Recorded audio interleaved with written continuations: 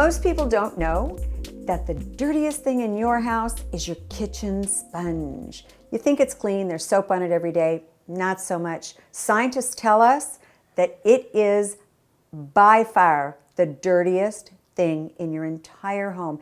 That means including the bathroom. So I'm going to give you some tips on how to keep that sponge clean and your household a little bit safer. If you can get cellulose sponges, they can be gotten on Amazon, kind of all over the place. If you find them, they will say cellulose on them.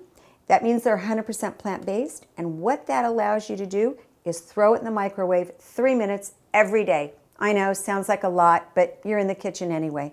3-minute microwave every day, cellulose sponges, and then toss them. This is a rule of thumb for every sponge, no matter what they're made of, a minimum once a month. Cellulose is great because it can go right into the compost pile. Let's say you don't have a cellulose sponge, you've got regular sponges. Boil them 5 minutes every day, or run them through the dishwasher with your dirty dishes, and that will work as well.